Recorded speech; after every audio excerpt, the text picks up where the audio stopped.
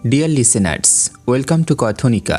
আজ আপনি শুনছেন এক গভীর সংবেদনশীল এবং ভীষণ প্রাসঙ্গিক একটি বই, holy terrors, thinking about religion after September 11। লেখক ধর্মতত্ত্ববিদ ও মানবতাবাদী চিন্তক ব্রুস লিঙ্কন। আপনি কি কখনো ভেবেছেন কেন আধুনিক রাজনীতি ও ধর্ম প্রায় হিংসার ভাষায় কথা বলে? ৯/১১ এর ঘটনা কি শুধু সন্ত্রাসবাদ, নাকি এর পেছনে আছে ধর্ম, ক্ষমতা আর পরিচয়ের জটিল সম্পর্ক? ধর্ম কি সত্যি সহিংসতার উৎস, নাকি মানুষই ধর্মকে ব্যবহার করে ক্ষমতার অস্ত্র বানায়? আমরা বনাম তারা, এই বিভাজন কিভাবে তৈরি হয় এবং কার স্বার্থে? এই বইটি কোনো সরল উত্তর দেয় না, বরং এটি আপনাকে শেখায় ভাবতে, বিশ্লেষণ করতে আর ভয়ের ভাষার আড়ালে লুকিয়ে থাকা ক্ষমতার রাজনীতি চিনে নিতে। ব্রুস লিঙ্কন দেখান ধর্ম কখনোই রাজনীতি থেকে আলাদা নয়। শব্দ, উপমা, পবিত্রতা, শত্রু, এই ধারণাগুলো কিভাবে মানুষের অনুভূতিকে নিয়ন্ত্রণ করে, যুদ্ধকে ন্যায্য করে তোলে আর সহিংসতাকে পবিত্রতার মোড়কে ঢেকে দেয়। হোলি টেরর্স হলো এমন একটি বই যা আপনাকে শেখায় ধর্মকে অন্ধভাবে ভয় না পেতে, আবার অন্ধভাবে বিশ্বাসও না করতে, বরং যুক্তি, ইতিহাস ও মানবতার আলোতে প্রশ্ন করতে। তাহলে চলুন ধর্ম, রাজনীতি ও সহিংসতার এই জটিল জগৎটিকে শান্ত মাথায়, সাহসী প্রশ্নে আর মানবিক দৃষ্টিতে বুঝে নেওয়ার এক দীর্ঘ যাত্রা শুরু করি। Chapter 1, the study of religion in the current political moment. ধর্মচর্চা বর্তমান রাজনৈতিক বাস্তবতায়। এই অধ্যায়ে ব্রুস লিঙ্কন আমাদের নিয়ে যান এক অত্যন্ত গুরুত্বপূর্ণ প্রশ্নের সামনে।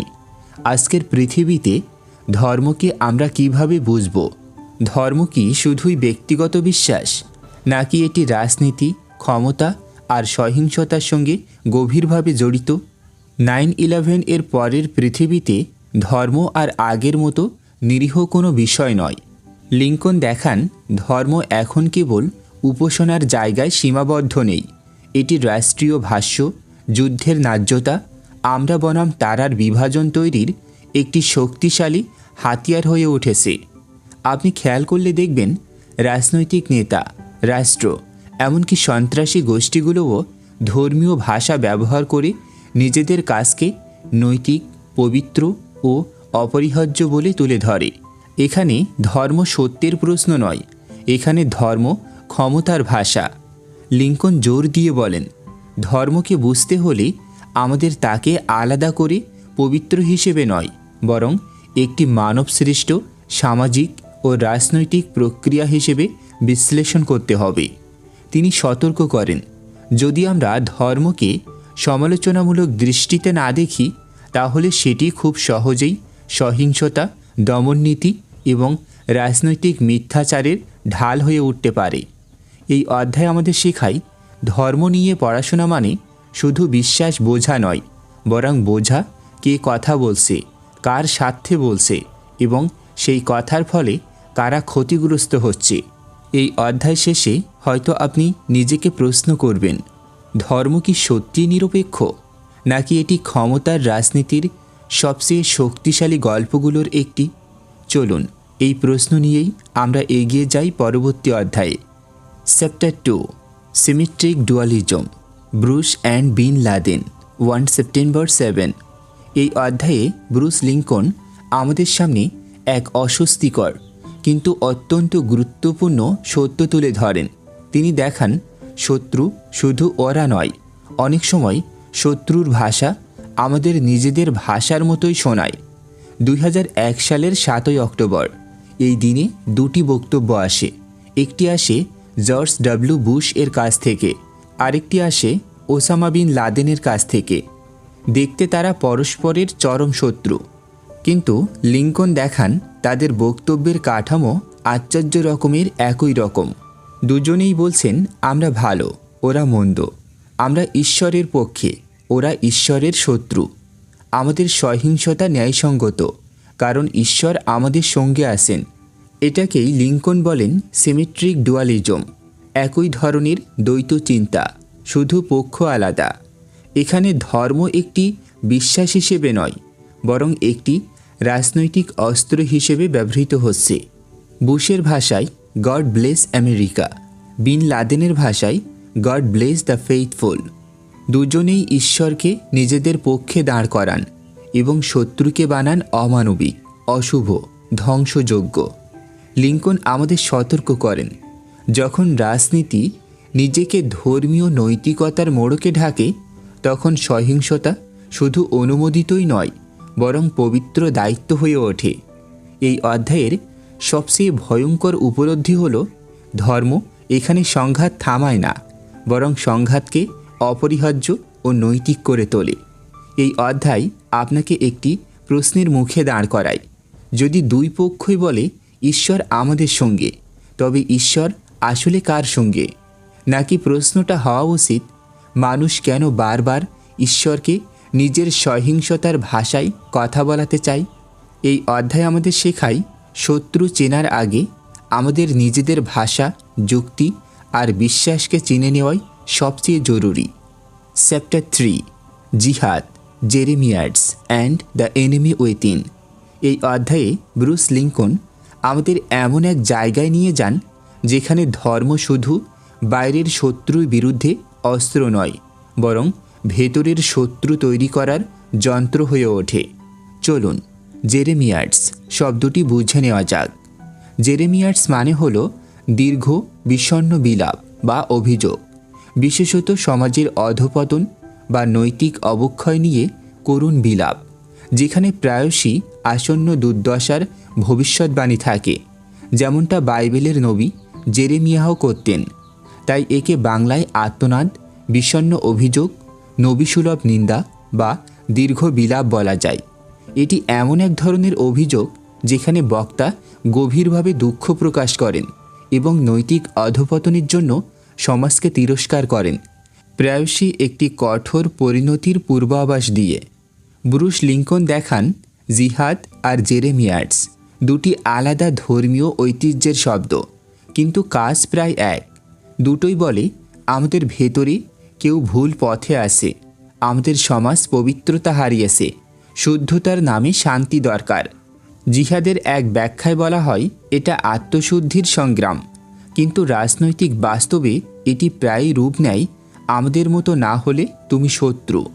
জেরেমিয়াস খ্রিস্টীয় ঐতিহ্যে এক ধরনের নৈতিক ভাষণ, যেখানে বলা হয় আমরা ঈশ্বরের পথ ছেড়ে গেছি, জাতি বিপথে, ফেরত না এলে ধ্বংস অনিবার্য।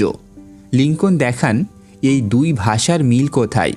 দুটোই ভয় সৃষ্টি করে, দুটোই ভেতরের ভিন্ন মতকে বিপজ্জনক বানায়, দুটোই বলে সমস্যা বাইরে নয়, সমস্যা আমাদের ভেতরেই। এখানেই জন্ম নেয় এনিমি উইথিন, ভিন্ন বিশ্বাসী, ভিন্ন চিন্তক, প্রশ্নকারী মানুষ। ধর্মীয় ভাষা যখন রাজনৈতিক শক্তির সাথে মিশে যায়, তখন সমালোচক হয়ে ওঠে বিশ্বাসঘাতক, মানবিক প্রশ্ন হয়ে ওঠে পাপ, আর সহিংসতা হয়ে ওঠে নৈতিক দায়িত্ব। লিঙ্কনের সতর্কবার্তা খুব স্পষ্ট। সমাজ ভাঙে তখনই যখন ধর্ম আমাদের শেখায় কাকে ভালোবাসতে হবে আর কাকে ঘৃণা করতে হবে। এই অধ্যায় আমাদের প্রশ্ন করতে শেখায়, আপনি কি সত্যি শত্রুকে দেখছেন বাস্তবতায়, নাকি ভাষা আপনাকে শিখিয়ে দিচ্ছে কে শত্রু হওয়া উচিত? এটাই হোলি টেরর্স বইয়ের অন্যতম গভীর শিক্ষা। সহিংসতার সবচেয়ে বিপজ্জনক রূপ আসে বন্দুক থেকে নয়, আসে শব্দ থেকে। চলুন পরবর্তী অধ্যায়ে, যেখানে আমরা দেখব ধর্ম আর সংস্কৃতির সম্পর্ক আসলে কেমন, আর কেন এই সম্পর্ক বোঝা না গেলে সংঘাত বারবার ফিরে আসে। Chapter 4, on the relation of religion and culture, ধর্ম ও সংস্কৃতির পারস্পরিক সম্পর্ক। এই অধ্যায়ে ব্রুস লিঙ্কন আমাদের নিয়ে যান এক অত্যন্ত গুরুত্বপূর্ণ প্রশ্নের কাছে, ধর্ম কি সংস্কৃতির অংশ, নাকি সংস্কৃতির ঊর্ধ্বে কিছু? নাকি আমরা যাকে ধর্ম বলি সেটাই আসলে একটি নির্দিষ্ট সময় ও সমাজের সংস্কৃতিগত নির্মাণ? লিঙ্কন যুক্তি দিয়ে দেখান, ধর্ম কখনো শূন্যে জন্ম নেয় না। ধর্ম সবসময় জন্ম নেয় মানুষের ভাষা, রীতি, ক্ষমতার কাঠামো, ইতিহাস এবং সামাজিক বাস্তবতার ভেতর দিয়ে। অর্থাৎ ধর্ম ও সংস্কৃতি আলাদা নয়, এরা পরস্পরের সঙ্গে গভীরভাবে জড়িত। আপনি যদি লক্ষ্য করেন, একই ধর্ম ভিন্ন ভিন্ন দেশে ভিন্ন রূপ নেয়। একই ধর্মীয় গ্রন্থ কোথাও শান্তির প্রতীক, কোথাও ক্ষমতার হাতিয়ার, আবার কোথাও বিদ্রোহের ভাষা। তাহলে প্রশ্ন আসে, ধর্ম কি সত্যি চিরন্তন ও অপরিবর্তনীয়, নাকি মানুষই সংস্কৃতির ভেতর দিয়ে ধর্মকে নতুন করে ব্যাখ্যা করে? ব্রুস লিঙ্কন বলেন, ধর্ম আসলে একটি ডিসকার্সিভ পার্টিকেল, মানে এটি এমন এক ভাষা ও প্রতীক ব্যবস্থা যার মাধ্যমে মানুষ অর্থ তৈরি করে, ক্ষমতাকে বৈধতা দেয় এবং আমরা বনাম তারা এই বিভাজন সৃষ্টি করে। সংস্কৃতি এখানে নিরপেক্ষ নয়। সংস্কৃতি ঠিক করে দেয় কোন বিশ্বাস গ্রহণযোগ্য, কোনটা বিপজ্জনক, কোনটা পবিত্র আর কোনটা ধর্মদ্রোহ। এবং ঠিক এই জায়গাতেই ধর্ম রাজনীতির সাথে মিশে যায়, কারণ যে সংস্কৃতি ক্ষমতাবানদের দ্বারা নিয়ন্ত্রিত, সেই সংস্কৃতির ধর্মীয় ব্যাখ্যাও হয়ে ওঠে ক্ষমতার ভাষা। লিঙ্কন আমাদের সতর্ক করেন, যখন ধর্মকে সংস্কৃতি থেকে আলাদা করে ঈশ্বর প্রদত্ত বলে উপস্থাপন করা হয়, তখন সেটি প্রশ্নের ঊর্ধ্বে উঠে যায় এবং সহিংসতা ও বৈষম্যকেও পবিত্র কর্তব্য বানিয়ে ফেলে। এই অধ্যায়ের মূল শিক্ষা হল, ধর্মকে বুঝতে হলে আপনাকে শুধু ধর্মগ্রন্থ নয়, সমাজ, ইতিহাস, ক্ষমতা এবং সংস্কৃতির রাজনীতিকেও বুঝতে হবে। কারণ ধর্ম কোনো আকাশ থেকে নামা বস্তু নয়, এটি মানুষেরই তৈরি, মানুষের ভাষায়, মানুষের ভয়ে, মানুষের স্বার্থে। আর যতদিন আমরা ধর্মকে সংস্কৃতির বাইরে রেখে বিচার করব, ততদিন আমরা তার প্রকৃত প্রভাব, ভালো বা ভয়ঙ্কর, দুটোই বুঝতে ব্যর্থ হব। চলুন পরবর্তী অধ্যায়ে, যেখানে আমরা দেখব এই ধর্ম সংস্কৃতির জটিল সম্পর্ক কিভাবে সংঘাত ও রাষ্ট্র ব্যবস্থার ভেতরে রূপ নেয়। Chapter 5, religious conflict and the post colonial state, ধর্মীয় সংঘাত ও উত্তর উপনিবেশিক রাষ্ট্র। এই অধ্যায়ে ব্রুস লিঙ্কন আমাদের সামনে এক কঠিন কিন্তু অত্যন্ত গুরুত্বপূর্ণ প্রশ্ন তুলে ধরেন। কেন আধুনিক রাষ্ট্রগুলোতে ধর্মীয় সংঘাত এত ঘন ঘন দেখা যায়? কেন স্বাধীনতার পরও বহু দেশ শান্তি পায় না? আর এই সংঘাতের পেছনে ধর্ম কতটা দায়ী, আর কতটা দায়ী রাজনীতি ও ইতিহাস? লিঙ্কন দেখান, যেসব দেশ উপনিবেশিক শাসনের মধ্য দিয়ে গড়ে উঠেছে, যাদের আমরা বলি পোস্ট ক্লোনিক্যাল স্টেট, যেখানে রাষ্ট্রের ভিত্তি অনেক সময়ই দুর্বল থাকে, কারণ সীমান্ত নির্ধারণ করা হয়েছিল বাইরের শক্তির স্বার্থে। ভিন্ন জাতিগোষ্ঠী, ভাষা ও ধর্মকে জোর করে এক রাষ্ট্রে ঢোকানো হয়েছিল এবং রাষ্ট্র গঠনের সময় জনগণের সম্মতি খুব কমই নেওয়া হয়েছিল। এই শূন্যতার ভেতরেই ধর্ম প্রবেশ করে। ধর্ম তখন শুধু বিশ্বাস নয়, হয়ে ওঠে পরিচয়ের ভাষা, ক্ষমতা দখলের হাতিয়ার এবং আমরা বনাম তারা বিভাজনের সবচেয়ে শক্তিশালী অস্ত্র। লিঙ্কন ব্যাখ্যা করেন, যখন রাষ্ট্র নাগরিকদের ন্যায্যতা, নিরাপত্তা ও মর্যাদা দিতে ব্যর্থ হয়, তখন মানুষ আশ্রয় খোঁজে ধর্মে। কিন্তু এখানে এক ভয়ঙ্কর মোড় আসে। ধর্মীয় নেতারা তখন বলেন, রাষ্ট্র নয়, ধর্মই তোমাদের আসল পরিচয়, আইন নয়, ঈশ্বরের আদেশই শেষ কথা। এই অবস্থায় রাজনৈতিক দ্বন্দ্ব রূপ নেয় পবিত্র সংঘাতে, আর তখন আপোষ অসম্ভব হয়ে যায়। কারণ রাষ্ট্রের সাথে আপোষ করা যায়, কিন্তু ঈশ্বরের নামে বলা কথার সাথে নয়। লিঙ্কন বিশেষভাবে সতর্ক করেন, এই ধরনের সংঘাতে ধর্ম আসলে সমস্যার মূল নয়, বরং সমস্যাকে বৈধতা দেওয়ার ভাষা। ধর্ম তখন ইতিহাসকে সরল করে, শত্রুকে অমানবিক করে, আর সহিংসতাকে নৈতিক দায়িত্ব হিসেবে তুলে ধরে। তিনি বলেন, যখন রাষ্ট্র দুর্বল হয় আর ধর্ম শক্তিশালী পরিচয়ে পরিণত হয়, তখন সংঘাত শুধু সম্ভাবনা নয়, বরং প্রায় অবশ্যম্ভাবী হয়ে ওঠে।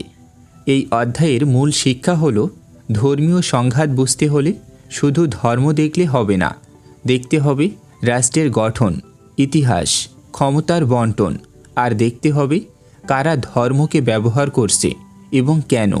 এই অধ্যায় আমাদের শেখায় সহিংসতা ঈশ্বর থেকে আসে না, সহিংসতা আসে মানুষের তৈরি রাজনৈতিক ব্যর্থতা থেকে, যেখানে ধর্মকে ঢাল হিসেবে ব্যবহার করা হয়। এবং প্রশ্নটা শেষ পর্যন্ত দাঁড়ায়, আমরা কি ধর্ম দিয়ে রাষ্ট্র চালাবো, নাকি যুক্তি, ন্যায় ও মানবিকতা দিয়ে রাষ্ট্রকে শক্তিশালী করব? এই প্রশ্নের উত্তরেই লুকিয়ে আছে ভবিষ্যতের শান্তি বা সংঘাত। চলুন পরবর্তী অধ্যায়ে, চ্যাপ্টার 6, রিলিজিয়ন, রিবিলিয়ন, রিভলিউশন, ধর্ম, বিদ্রোহ ও বিপ্লব। এই অধ্যায়ে আমরা এক অত্যন্ত সংবেদনশীল কিন্তু জরুরি প্রশ্নের মুখোমুখি হব। ধর্ম কি কেবল শান্তির বার্তা দেয়, নাকি ইতিহাসে বহু বিদ্রোহ ও বিপ্লবের আগুনে এটি ছিল জ্বালানি? ব্রুস লিঙ্কন আমাদের দেখান ধর্ম নিজে কখনোই নিরপেক্ষ নয়, এটি কখনো শাসকের হাতিয়ার, আবার কখনো নিপীড়িত মানুষের ভাষা।